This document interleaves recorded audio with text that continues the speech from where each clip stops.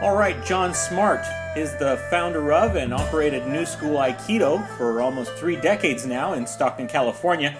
That is actually the dojo where I started my own journey and where I myself am training as a Q student at the moment. He's here with me now to talk about his own journey in Aikido. Sensei Smartt, thank you so much for taking time out to talk with me today. You're welcome. Now, Sensei Smartt, give us your story. Where did your Aikido journey begin? I know you were in the Army, stationed in Tokyo. Right. On the edge of Tokyo, Saitama Prefecture. And a nice guy took me downtown to the dojo. He saw I was playing around with karate, and he said, that's not for you. Come with me. So black belt, Ernie Fleshman, took me to the dojo downtown, and of course, that's how I got started. That was about 1968, latter part of 68.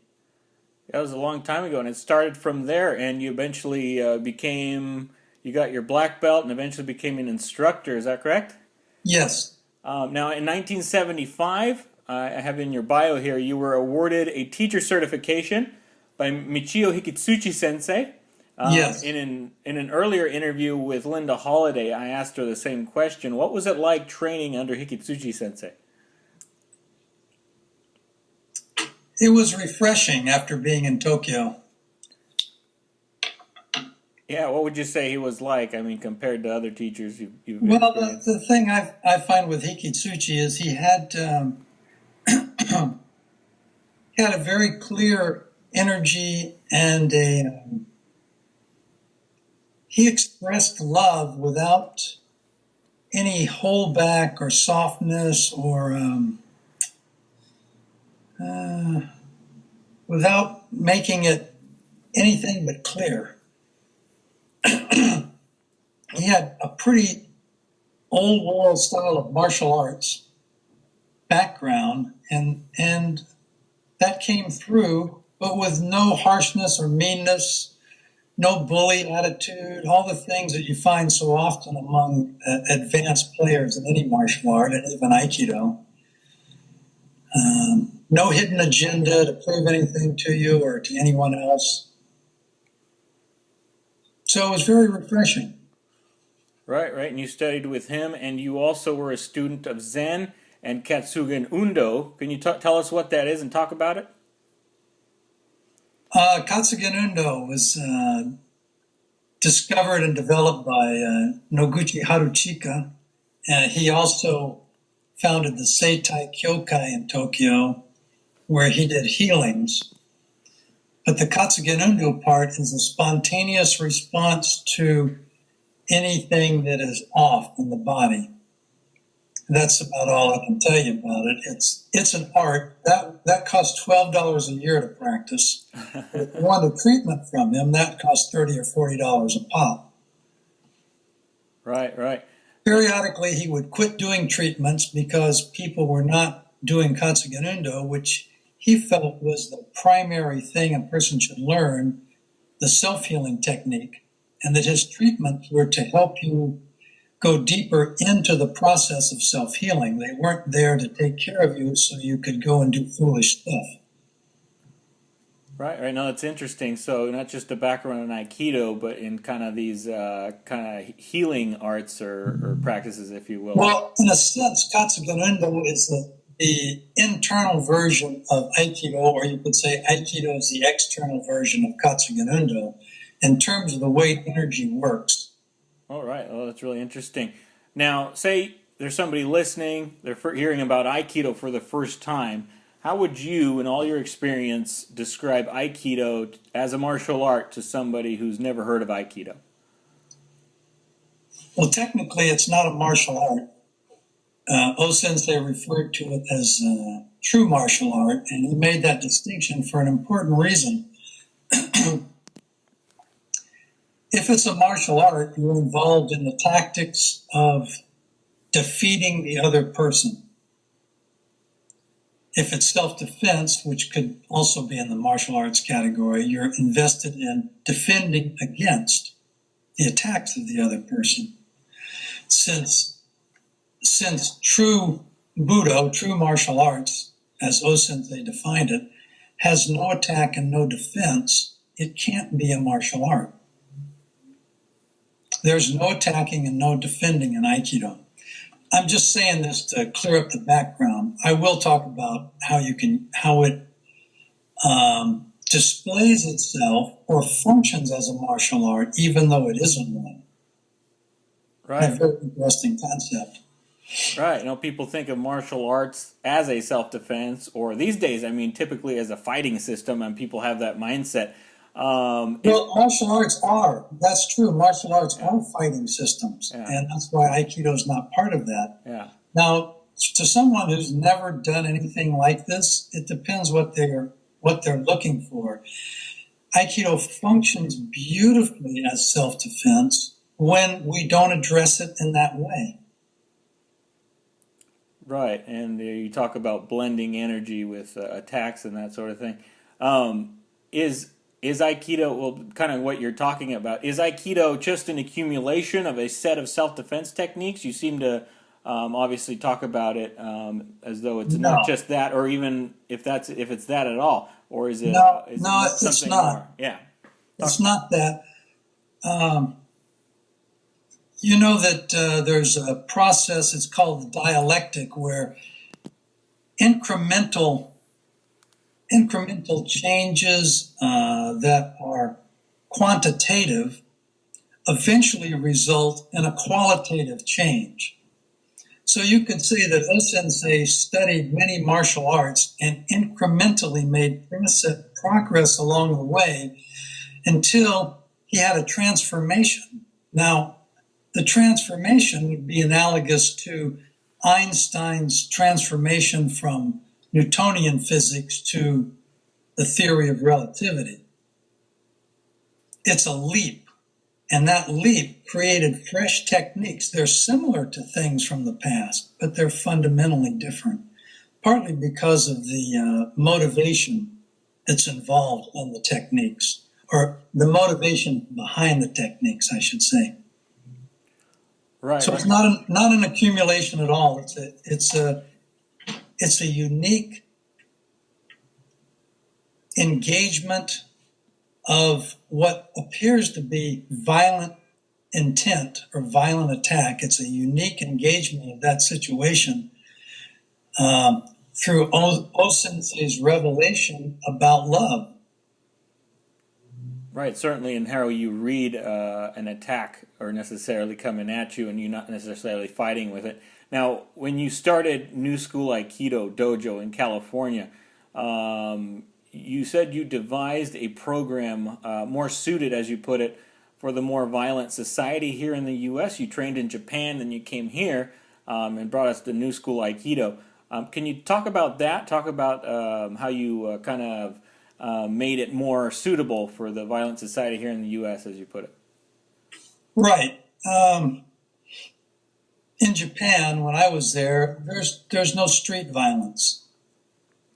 So, you know, you could go the only street violence I saw was among army guys. But there isn't any unless you actually go way out of your way to make something happen. So the people who practice Aikido in Japan were focused on technique, how that changed, how this technique worked, how that technique worked. There were a good deal of arguments about whether karate techniques were better than Aikido techniques, et cetera, et cetera. But there was not really a discussion of self-defense. That was in the USA. Coming back here, people want to say, well, you know, does this stuff work? Right. Well, if you're going to learn some of the techniques that we all started with in Japan, Nikkyo, Sankyo, these wrist locks and Hirimi Nage, and fairly complicated movements, it will take you as long to learn Aikido as it will take you to learn to throw a good punch, which is several years. So I wanted to know, well, to me, if Aikido is inspired and not just an accumulation of techniques, there should be an inspiration in there to handle the the discomfort that we face in the United States in terms of being in public places and walking into garages, all the places where people get attacked, either mugged, robbed, whatever.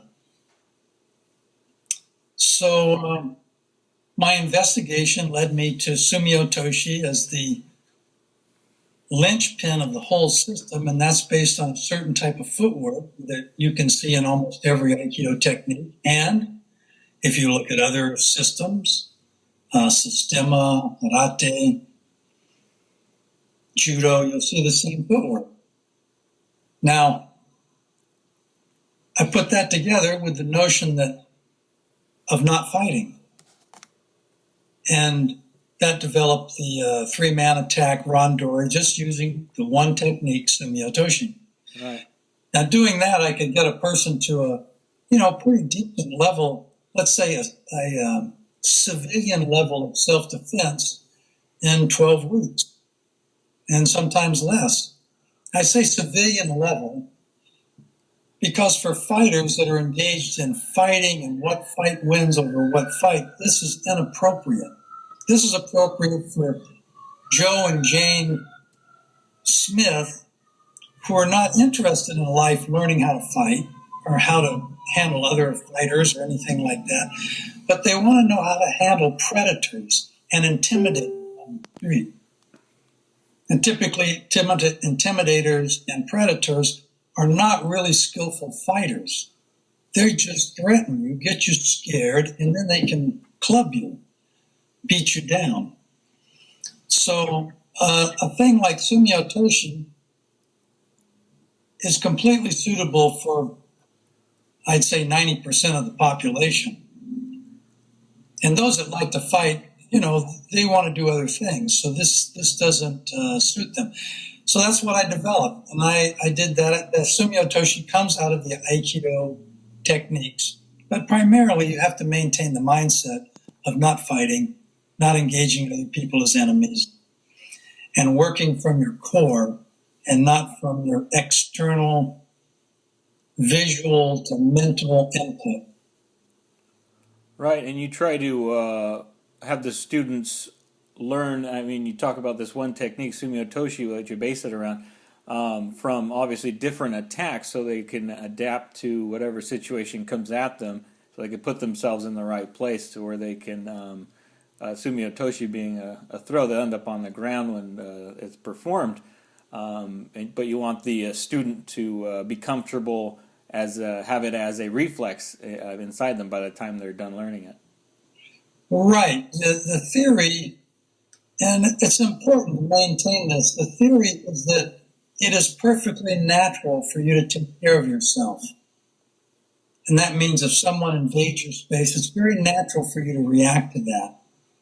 Now, a natural reaction does not involve revenge. It does not involve conquest. It involves reestablishing your state of equilibrium. Now, so you can address an invasion by clubbing the other person, right? Or you can address it through Aikido, where you just clear the space of what we might call negativity. You reestablish your own balance. And in the process, you actually reestablish the balance of the other person. Now, this is crucial to Aikido, that you reestablish the balance of the other person. You don't take it away or defeat them. You reestablish their balance also. That's why it's hard to think of it in terms of a martial art. So that theory that it's natural for you to take care of yourself and that you reestablish your own balance, which is a natural thing. That's the Katsugen Endo part on the inside where you do this internal movement thing. You spontaneously restore your balance. Yeah. If someone attacks you, you should spontaneously restore your balance externally. That would be Aikido. All right. And the idea of when you're putting both of you in positions where, you're both basically safe by the end of it. Yes.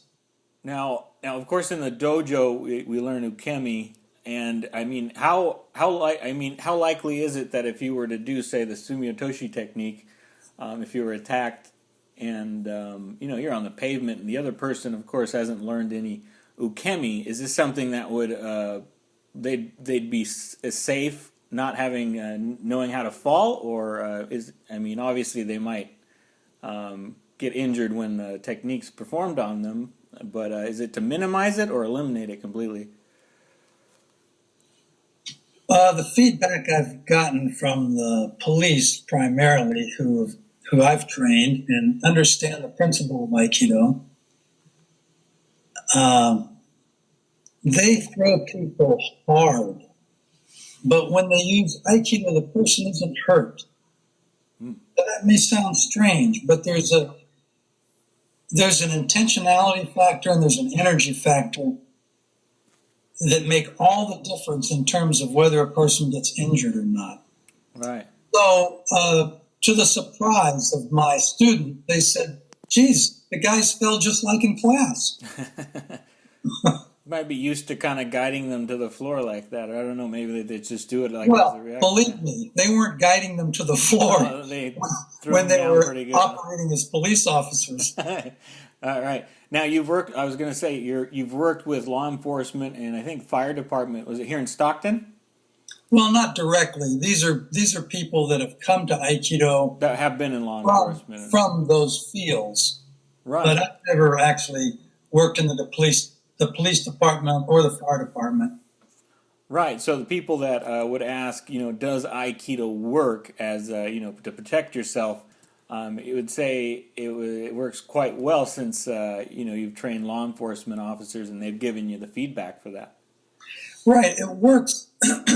Like I said, it's a combination. If you think you're going to learn Soumya Toshi and go beat people up, it will not work very well. No. You have to have the right mindset to go with it, or it won't come out right. It's interesting how people come in with their mindset of learning a martial art. That some people think, they're gonna, be ready to kick butt anytime. But it's totally different. Even if you go into Aikido with that mindset, you come out of it with a completely different one, and if not the opposite one. Would you say that's true? It's the martial arts part has its place because. What happens in life or death situations is usually very minimal and precise. It's the same strategy that Buckminster Fuller used to develop the geodesic domes. Oh. So when we work with technique, we're looking at places that would be possible places of failure, injury, attack, defense, and we're looking to understand those as part of the world's reality, that people do attack us, and we have no say over that. They can do it whenever they please. We have no choice in that. And it's not our job to make them be good people. So we learn the structure of martial arts, of fighting arts. We learn the structure through the Aikido techniques. We see the structure, but we don't engage it as a fight. We fill up those spaces with the flow of our energy and the flow of the techniques. So, for example, I was just watching this Ushido Karate, a little advertisement for a guy that'll be around here in April, I think, in Napa. And he did an Ikkyo, he did a Gaiten Nage, he did several Soumya Toshis as part of what he's doing. Now, those flowing moves, each one of them replaced 5 or 6 punches that he could have thrown in those spaces. Yeah, that's interesting. But by doing those, he just went right through it and through the guy. Right, as opposed to punch and then here comes another. You got to, it ends it right there pretty much. Well, he's very skillful, so he was doing other katas where, he showed many very effective, powerful punches. But I'm just saying that the flow of the moves absorbs most of what we see as fighting. this is even if you don't have any idea about the philosophy. If you just do it, you are absorbing a lot of that. All right, and you don't got to put your fist in a bucket of ice. It's interesting how you describe the evolution of Aikido. I mean, just when you talked about Soumya Toshi, I mean, I believe it roots back to samurai days, for a sword draw. But in what you turned it into is a completely non-violent thing. People talk back in the days of the samurai and its roots, but it became, even with the sword work, not killing blows, but to the Aikido that it is now. It's really interesting how you've described that evolution about it. Talk to me now. We talked about physical techniques. Talk to me about non-physical Aikido that comes into play when we interact with people in everyday life. Tell me how the principles of Aikido can help us resolve conflict, not to do with physical attack, but rather dealing with conflict in difficult situations at work or in our family, things like that. The internal Aikido, verbal Aikido, that sort of thing. To develop a genuine, what would I call it, energetic sphere, like I mentioned before, that process of small, quantitative developmental steps will eventuate into a transformation if you're available for it. And that's very important to understand. It becomes a part of you, yeah. Because there are people who practice various arts and never make that qualitative transformation because they don't believe that that's part of the game. They think they're just going to make little incremental increases forever. Okay, well, that's what it'll be. That's what they want. So if you do that, however, and the small steps are breathing, posture, focused attention, focusing on the techniques, doing them in a way that develops the spirit of loving compassion or joy or healing, something positive in a very focused way without ever putting aside those elements where you see there could be danger. You still want to recognize that at all times. So you don't do a technique where you leave your face in front of somebody so they can hit it. You do it in a way that will be safe all the time. So these incremental things, if you understand that you're looking for an overall feeling of comfort, ease, and the ability to interact in situations more or less spontaneously, freely, you're looking for that type of spirit, at some point, that will happen. And you can't say when or exactly how, but it's the incremental practice that will eventuate into that if you're open to it. Now, all the things that have to do with verbal Aikido, psychological Aikido, blah, blah, blah, have to do with first making that transition. Right. Otherwise, they're just techniques. Like, now I'm going to be nicer. I'm going to talk politely to people. Well, there's nothing wrong with that, but that's not something that won't go away in a heartbeat if you're under pressure. All right. So it's a transformative art Yes. internally to where you become the person that would naturally behave that way in the first place. Exactly. Yeah. Once you have the kind of spirit of Aikido and someone starts to threaten you, the first thing you do is say, hey, what's going on? You don't get uptight and say, hey, you dissed me and get all mad about it. You say, what's up? Because you're not fearful. So you can address the actual situation. You can see that the other person is agitated and upset, and you say, whoa, if I offended you, I'm terribly sorry. Yeah, and that's kind of a pride issue now, especially a lot of people you talk to. There's you think about road rage, or we live here in Stockton. Obviously, you don't want to offend anybody, right? So a lot of times you bump into somebody, and their first reaction isn't, "Oh, hey, excuse me." a lot of time it's like they have to somehow defend themselves, their pride or whatever, Exactly, whatever you exactly. call it, and it's going beyond that, of course, to think of the other person. Not only when you execute a technique in self-defense, but just in any time you interact with people. So that the fear thing, if you're fearful, you can't help but react, and you take superficial things to be important when they're not. Yeah. So, overcoming the fear, I would say the Soumya Toshi Randori, and doing that a number of times with the right mindset, it helps people to overcome deep-seated fears. And partly that's because Aikido is a inspirationally derived art. It is not a logically derived art like Tai Chi, Karate, Qigong, Kung Fu. All these are derived from an analysis of how things work, how we work in fights, how we work in healing. But it's based on an analysis. O-sensei's Aikido came from an inspirational moment.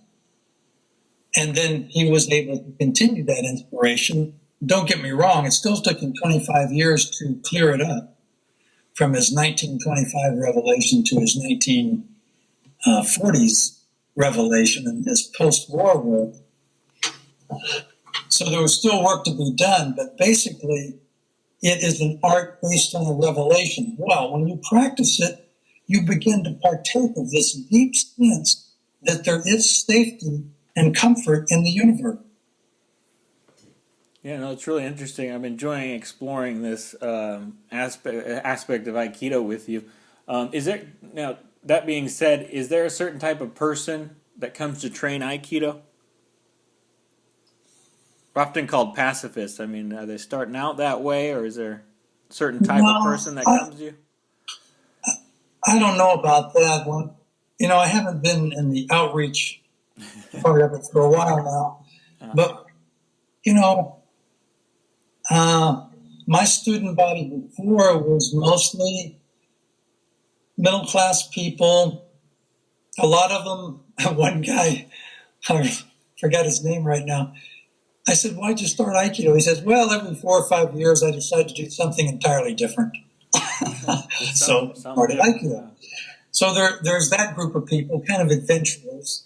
And there are a number of people that really want to feel some level of safety and security in their life. And they come from any social class or economic class because, that fear thing can be present at any level. And, yeah, a few people come for health. All right. A lot of people don't come necessarily for self-defense type of thing. They come for the No, exercise. not as much. If they do, they want a self-defense where they don't have to turn into the bad guy to be safe. All right. In other words, a lot of people have more fear of hurting others than they have fear of getting hurt. Right. And the idea with other martial arts, there's, obviously you have to spar, and there's punching, and you use equipment to protect yourself. I know a lady who's a very good Aikidoist. She got her black belt in Kung Fu.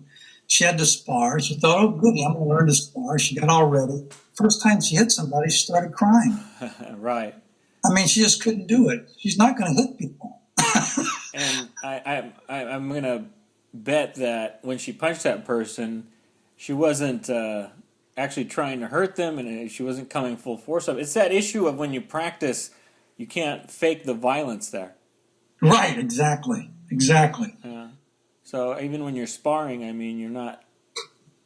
You'd have to have that much hate for that person to actually hurt them. So even then, it could be said that they're not training in real world situation or however it is that often is accused with Aikido. So even then, they just don't have that violence in them. Yeah. So there's those people that train in Aikido. Now, when you get a student, talk to me about the journey in which you guide your students from the student's first day up to showdown and beyond. So tell me what you'd expect out of a student before she is promoted to showdown. But take me through the journey from first day. Okay. I instituted the program of belts because, color belt? yeah, because again, this is the USA, and we U.S. Americans, we need a little pat on the back every 5 minutes and we go home. So, in Japan, we had white belt and black belt, and that was it. You did 5 cues, I think it was, of white belt, and then you tested for black belt. Right. And like the Japanese model that I'm familiar with, mostly in Tokyo, the testing was not rigorous. It was, you do it, you do pretty good, you pass. They weren't hardballing it that much. They weren't sitting with their arms crossed, looking down their noses at the poor idiots that don't know anything. That was in Japan. Yeah, they were not doing that. They didn't do that. They just kind of hung out. I remember Yamaguchi Sensei, he was the 8th dan, I think, at the time, and he's hosting, he's overseeing the promotions and their tests, whatever. And, you could tell he's just putting in time, and everybody's fine. Everybody passes. It's very rare somebody doesn't pass. Well, anyway, I instituted the ranking thing, and then I decided to really work on that to make it so that it made sense. It wasn't just colored belts. So I did the first couple of levels of Soumya Toshi Kotegaishi to take care of the fear factor and the basic problem we start out with in terms of self-defense. Mm-hmm. And then I moved it over to the big techniques, the major flowing techniques, Kokyunage, Inunage, Shihonage, and Ikkyo. Now, this is completely out of the order that most Aikido trains in, because they still use the format left by O-sensei's son in Tokyo in 1966, which is Ikkyo, Nikkyo, Sankyo, Yonkyo, from one hand grab, one shoulder grab, cross hand grab, blah, blah, blah. I changed that because I wanted to work more with first understanding the spirit of Aikido before trying to do these techniques that are very complicated and painful. And actually, if you're not pretty good at it, you develop a spirit of reaction too, instead of engaging. As one of my teachers used to say, a lot of martial arts just develop your flinch response. Yeah. And well, you don't really want that. That's not a very good strategy for dealing with anything. Yeah. So then from there, I went into more complex moves as you go up toward black belt. And the only real test I had was at black belt. Up till then, I was pretty easy. Anything, if you were even close, you passed. But at black belt, I would look at it a lot more critically. Right, with technique and... Technique is always in there. But for me, techniques are themes. Like I said, I saw this karate guy doing some pretty nice kaiten nage and some lovely ikkyo. Now, they weren't nearly as elegant as Aikido would have them, but the theme was there. The theme of the move. Oh. So I'm not looking for exact replication of the way I do it or the way someone else does it. But that a person grasps the spirit of the move, the theme of the move. Right. No, that's really interesting. Now, I appreciate you talking here with me today. I'll give you a last word here. Talk to those listening, whether they're students of Aikido or first hearing about it. Tell us why they should train in the art of Aikido. Given the givens in our world today,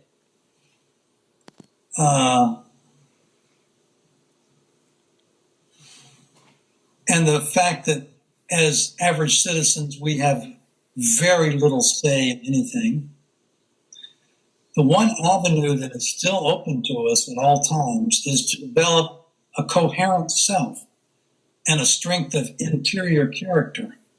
So a thing like Aikido builds that in a way that is productive. In other words, Aikido lends itself to productive activities in all fields of life because it does not set up conflicts, does not set up enemies.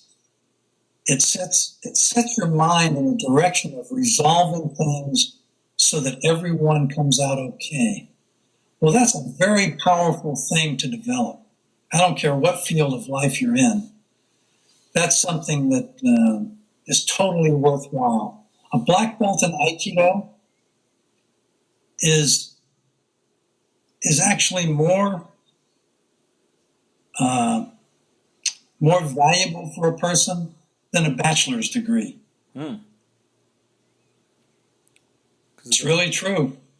You can't quantify it the way you can the bachelor's degree, right. But and you may never see the actual, you may never have a chance to actually throw somebody on the street to prove that, wow, this is really good. But it will show up in so many ways in your ability to handle stress, handle conflicts, work with people that are good to work with, not just ones that are hard to work with. But because you've always been working on the notion of coming to successful conclusions, and then you get good people to work with, wow, things go really well. Yeah. So it's that transformative aspect of Aikido, in that if everybody were to reach in that transformation, the world would be quite a bit different than it is today. Well, certainly. Yeah, certainly. Yeah. John Smartt, the founder of New School Aikido in Stockton, California. Thank you so much for taking time out of your day to take us through a little bit of your journey in this time we had today. Thank you very much. That was John Smartt of New School Aikido in Stockton, California. For more information on the Stockton Dojo, visit their website, newschoolaikido.net. This has been part 4 in my Exploring Aikido series, getting different views from various instructors on the art of Aikido. For other videos in this series, please visit my YouTube channel and find the playlist entitled Exploring Aikido. Also, please subscribe to my channel. You can click on my face when it pops up here at the end of the video to subscribe easily that way, or you can follow the video to my channel and subscribe there. Watch for more videos on Aikido and other topics by subscribing there. Also follow the Edgar Ortega Radio Show on Facebook and Instagram. My name is Edgar Ortega. Thank you for listening to the Edgar Ortega Radio Show.